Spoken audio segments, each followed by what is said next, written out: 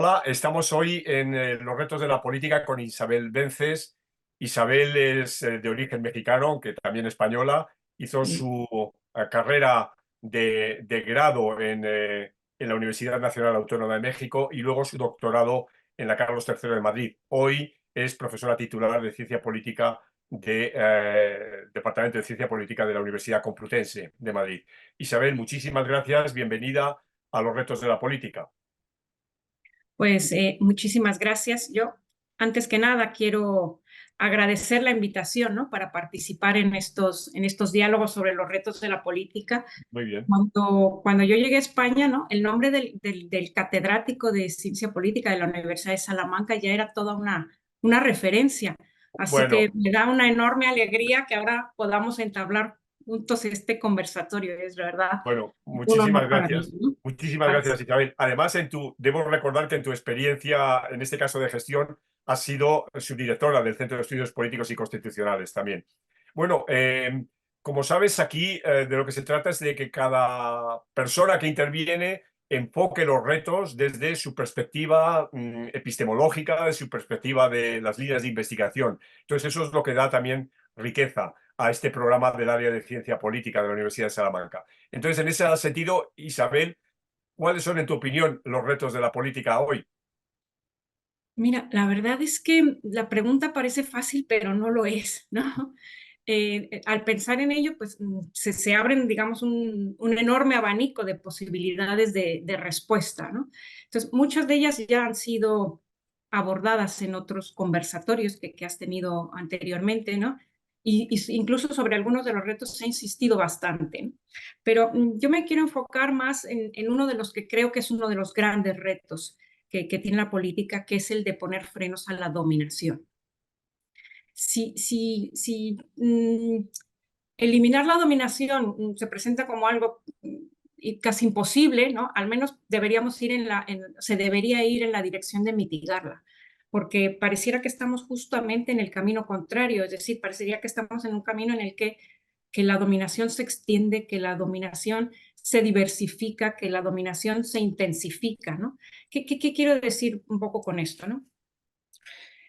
La dominación puede tener múltiples facetas, muchas dimensiones, y en esas facetas y dimensiones se cruzan desequilibrios, asimetrías en el ejercicio del poder. Un poder generalmente, cuando está presente la dominación, es un poder generalmente ilimitado, moralmente ilegítimo, que se ejerce sobre la base de relaciones un tanto injustas.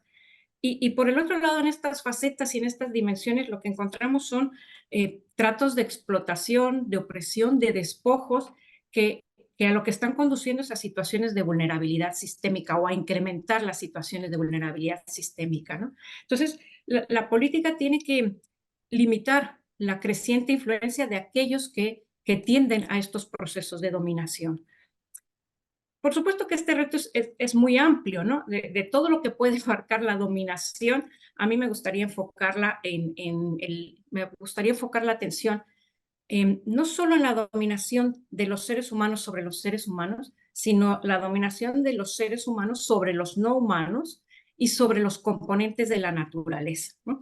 Es decir, también la dominación sobre los ríos, sobre los glaciares, sobre las montañas, sobre los cenotes, los bosques, las selvas, sobre la atmósfera, ¿no? Y entonces me gustaría conversar sobre un tipo de dominación que está dañando seriamente la salud del planeta, porque esto también es política. Hablar de esto y de tener esto como reto para mí también es política, ¿no? Entonces, voy a partir un poco por intentar contextualizar dónde nos encontramos en cuanto al daño que estamos haciendo al planeta. Dime.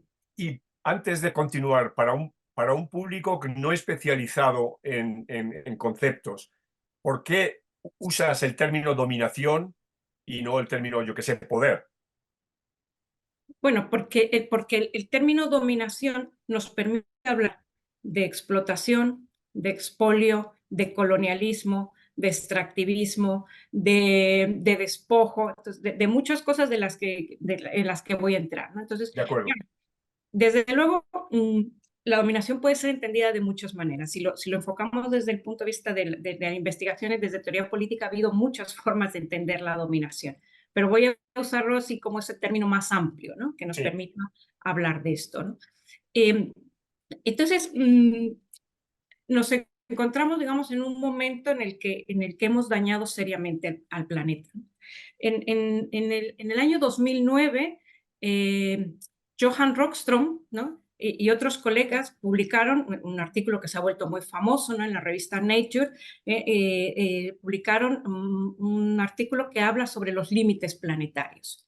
Y en ese trabajo, ¿no? Señalaron que hay procesos ambientales críticos sobre los cuales es necesario mantener, o que son necesarios para mantener la integridad de la biosfera y evitar cambios catastróficos.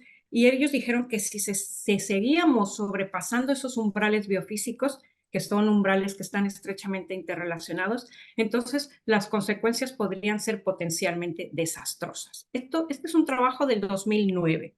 Y en ese momento dijeron ya que habíamos sobrepasado ya 3 de estos límites, que son 9 en total, estos límites, ¿no? Entonces, los voy a mencionar rápidamente porque no soy científica, ¿no? Pero el primero de los límites que hemos ya sobrepasado es el de la integridad de la biosfera, es decir, que ya hemos perdido gran parte de la biodiversidad y ya se han extinguido muchas especies. Y este límite, dicen ellos, ya superó la zona de riesgo creciente. Sí. El siguiente es el del cambio climático, del que todo el mundo habla, ¿no? Pues en el que podríamos enfocar todo lo que es la pérdida de reservas de agua dulce, de origen glaciar, o todos estos fenómenos climáticos extremos de sequías y de inundaciones. Y el tercero de estos límites es el de la interferencia humana en el ciclo del nitrógeno y el fósforo. Yo no voy a entrar aquí a explicar esto porque desde luego no lo sabría hacer bien, ¿no? Pero sí decir que esto tiene un impacto en los ecosistemas y, por ejemplo, en la seguridad alimentaria. Y entonces tiene que haber una política global coordinada que ponga freno al riesgo que supone para la biosfera el desequilibrio entre el nitrógeno y el fósforo. Bueno, continúo un poco con esta aproximación. En el 2015, este es un artículo del 2009, en el 2015 un nuevo estudio también de este equipo, que son más de 50 investigadores, publican Science que hemos superado ya el cuarto límite planetario de los 9. Y este cuarto es el cambio en el uso de la tierra. Y esto supone deforestación. Entonces, la mitad de la superficie terrestre habitable, digamos, excluimos glaciares y desiertos, está dedicada al uso agrícola. Y aquí entra todo el agronegocio, toda la dominación a partir del agronegocio. Me voy a, como ejemplo, la soja transgénica, que es uno de los modelos de extractivismo más devastador. El extractivismo es sin duda también un modelo de dominación tremendo, devastador.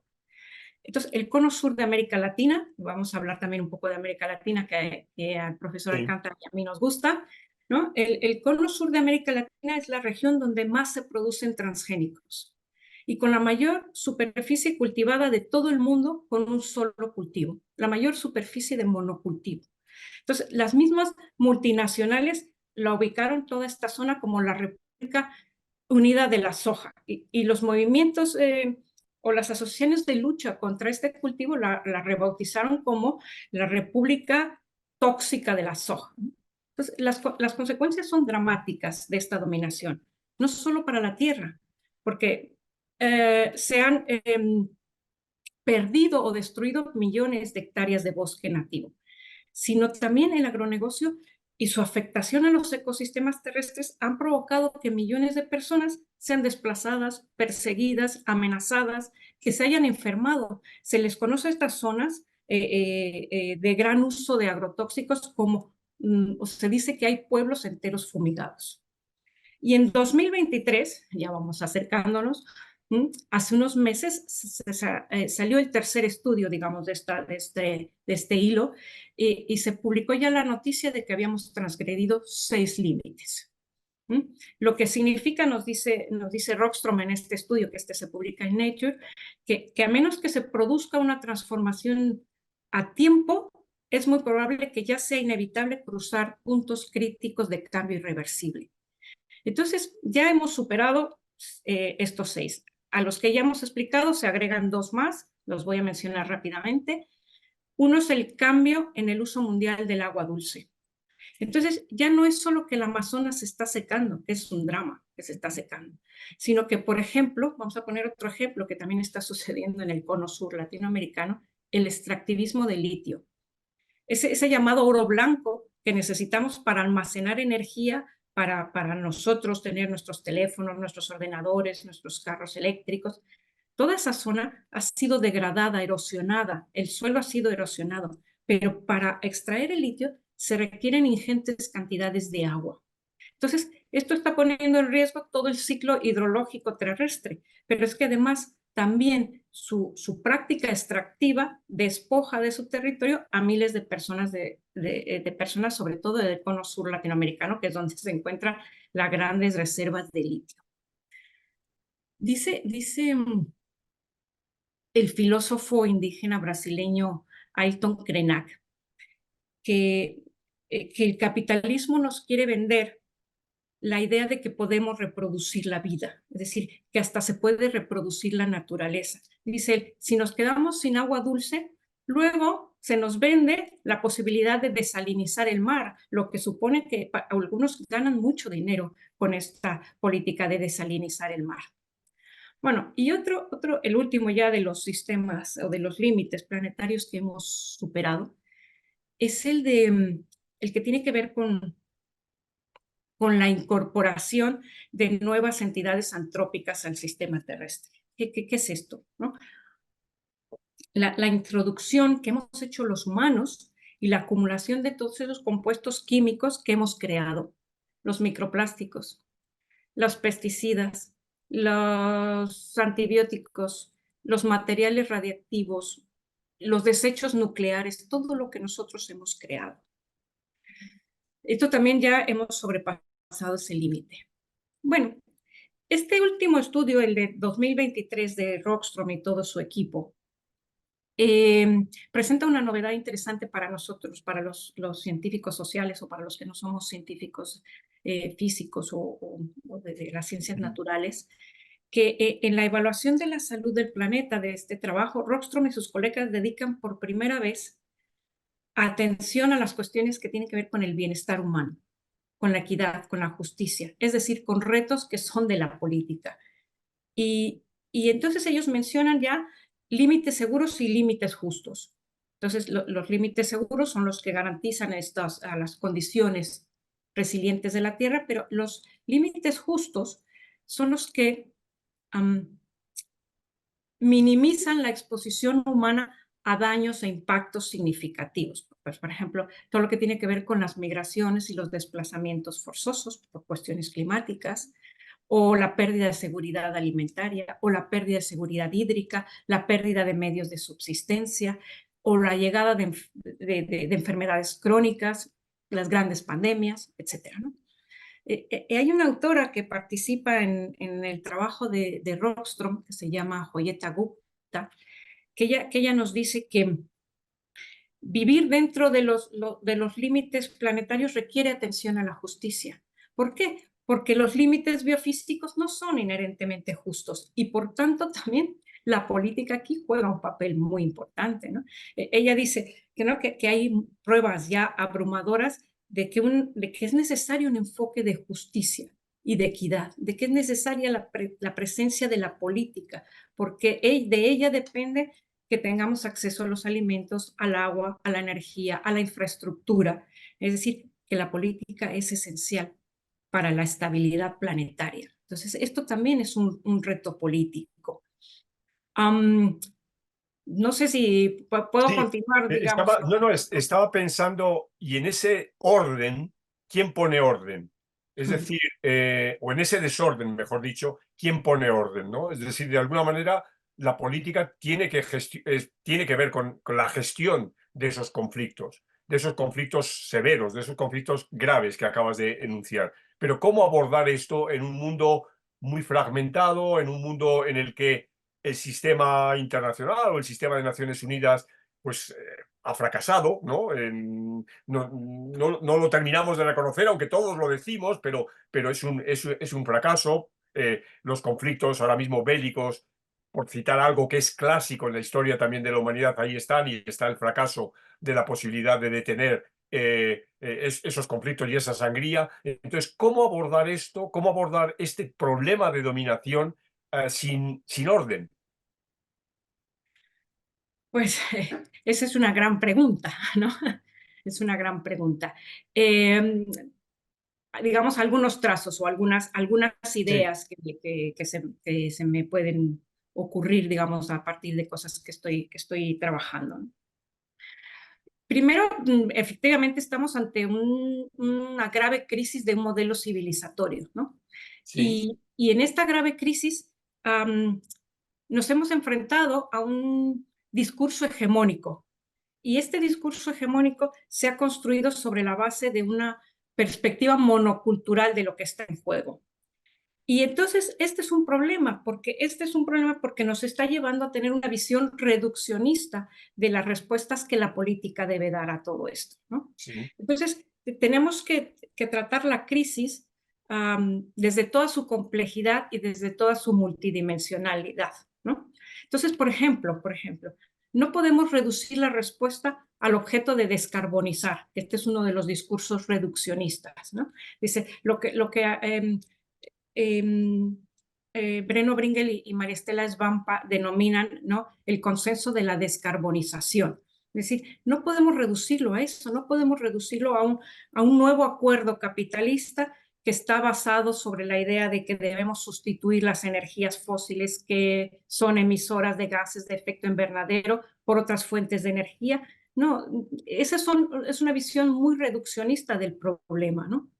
¿Por qué? Porque no se cambian las condiciones críticas de la sociedad, ni se cambia nuestra relación depredadora con la naturaleza. Entonces, si seguimos con este tipo de resoluciones, lo que estamos haciendo es condenar a los países periféricos a seguir siendo zonas de sacrificio. Entonces, zonas de depredación ambiental, tóxicas, contaminadas, envenenadas, territorios sacrificables, ¿no? Entonces, la política debe intentar combatir, uno, la invisibilidad de estas crecientes zonas de sacrificio. Parece que no, las que vivimos en el norte global no las vemos. Eh, y debe de tener también ya los extractivismos. Y debe apostar por confrontar lo que se llaman las falsas soluciones, ¿no? ¿Por qué? Porque estas falsas soluciones a lo que dan lugar es a grandes impactos locales, a injustos efectos derrame de todos estos procesos. Y entonces nos vemos en un momento de intensificación de la desigualdad. Tenemos que poner freno a lo que Pablo González Casanova, el sociólogo mexicano, llama el desenfrenado, llamaba el desenfrenado ecocidio capitalista, ¿no? Bueno, entonces tenemos que pensar, una posible vía es pensar qué modelos de transiciones ecosociales queremos, ¿no? Cuáles hay, cuáles se nos están imponiendo y por cuáles habría que apostar, ¿no? Entonces, este es un punto que yo creo que es importante y podemos hablar un poquito después de esto, pero hay una idea que me interesa enfatizar sobre por dónde ir, ¿no? Em, uno de los puntos que creo que es importante de por dónde tenemos que caminar es el de reconocer un valor intrínseco a la naturaleza. Porque el daño va más allá del provocado a los seres humanos o a los seres sintientes. Es decir, la política debe prestar atención a un modelo de justicia ecocéntrica. No De podemos acuerdo. seguir siendo nosotros, los seres humanos, el centro de atención de la política y de la justicia. Tenemos que Ahora bien, ensancharla. Isabel, estaba pensando en Albert Hirschman y su triplete, ¿no? De voz, salida y lealtad. ¿Quién pone la voz a la naturaleza? ¿Quién habla en nombre de la naturaleza? ¿Quién está empoderada para hablar digamos, en términos de soy la naturaleza y estos son mis derechos? Bueno, sobre esto hay grandes debates, ¿no? ¿Quién representa, quién tiene esa voz, ¿no?, precisamente sobre de la naturaleza? Hay varias propuestas, ¿no? Hay los que llaman los guardianes, ¿no? ¿Quiénes son los guardianes? Pues bueno, pues hay propuestas, hay un autor que se llama ay, Minea Tanasescu, que nos habla mucho de quiénes son los guardianes de la naturaleza, es decir, quién es efectivamente, quién la puede representar. Y esto pues está generando, esta es digamos una de las grandes cuestiones que hay que resolver. Generalmente se habla de, bueno, pues las comunidades que viven en esas zonas que están siendo afectadas, ¿no? Y que tienen que tienen esa visión de relacionalidad con la naturaleza, son las guardianas de la naturaleza y las que pueden, ¿no? En última instancia, tener esa representación. ¿No? Muchas veces dicen, no, pero es que la representación recae sobre determinadas personas elegidas. Bueno, sí, pero ellas son las que tienen ese contacto directo con eso que se está afectando, con sus territorios, con esas montañas, con esos ríos, etcétera, ¿no? Entonces, se habla mucho bueno, pues una respuesta es esos posibles guardianes, ¿no? De acuerdo. Sigue tu argumento que te había cortado. Puedes, sí, sí. No, bueno, un poquito la idea es que debemos dejar de relacionarnos con la naturaleza sobre la base de un tratamiento instrumental antropocéntrico. No podemos Sí, continuar siendo antropocéntricos. Y yo creo que este es uno de los puntos a los que hacia los que hay que ir y reconstruir nuestra relación con la naturaleza, ¿no?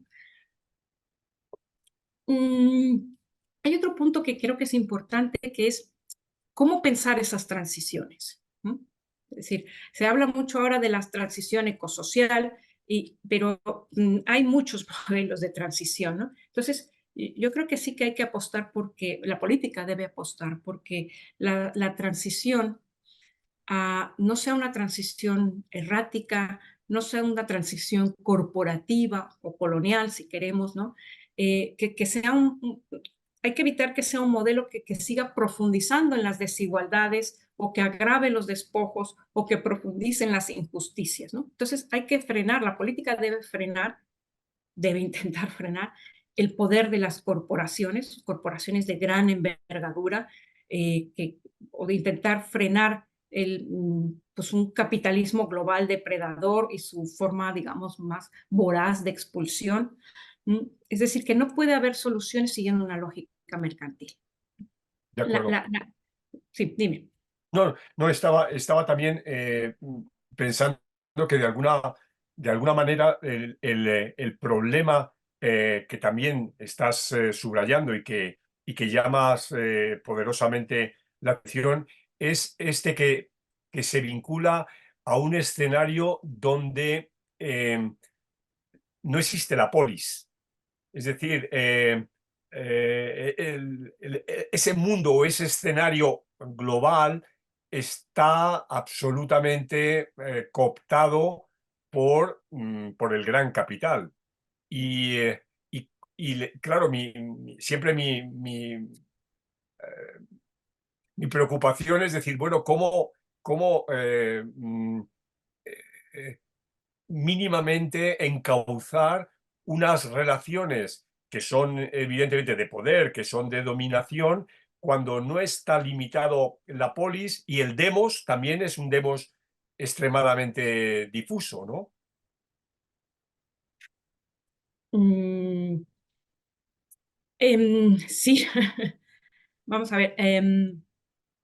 El problema es que muchas veces que la política ha sido cooptada, ¿no? Sí, por grandes intereses económicos y que ahí tenemos que encontrar pues la forma en que la política vuelva a ser, digamos, la que puede poner controles a todas estas grandes, a todas las grandes influencias extrapolíticas, ¿no? Entonces yo sí, no estoy y contigo. ahí hay una cuestión, aunque lo decías en otro sentido, seguramente, lo de extrapolítico, pero también otra cuestión, la necesidad que la política, o en este caso la disciplina, la llamada ciencia política, requiere de instrumentos de otras disciplinas, requiere de la interdisciplinaridad, o sea, porque abordamos temas y asuntos que tienen una enorme complejidad, que a veces hay consenso científico y otras veces no hay consenso científico, ¿no?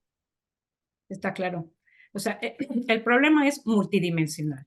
Y como el problema es multidimensional y polifacético, o lo abordamos conjuntamente con todas las otras disciplinas y con todas las otras miradas, o no vamos a tener la posibilidad de afrontarlo.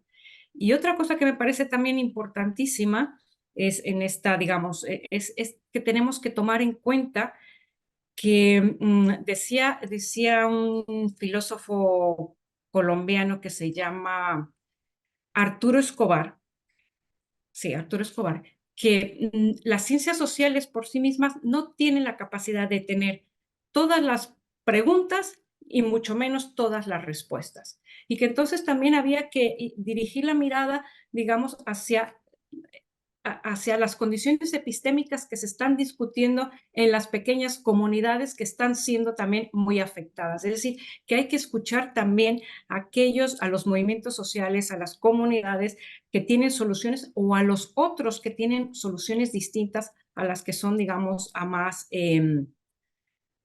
que prevalecen más o que son más homogéneas, ¿no?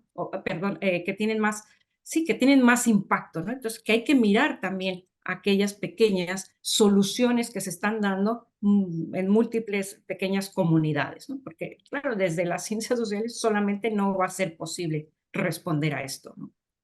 Bueno, Isabel, pues ya se nos ha agotado el tiempo. Yo creo que es interesantísimo y oportunas tus reflexiones para este programa que a veces, bueno, tiene, bueno, como he dicho al principio, tiene enfoques muy distintos en virtud de la especialización de quien participa en el programa y yo creo que tu aportación es enormemente interesante y enormemente atractiva. Muchas gracias, Isabel, por estar con A nosotros. ti muchas gracias y a la Seguimos Universidad de en contacto. Salamanca. Gracias, Isabel. Hasta luego.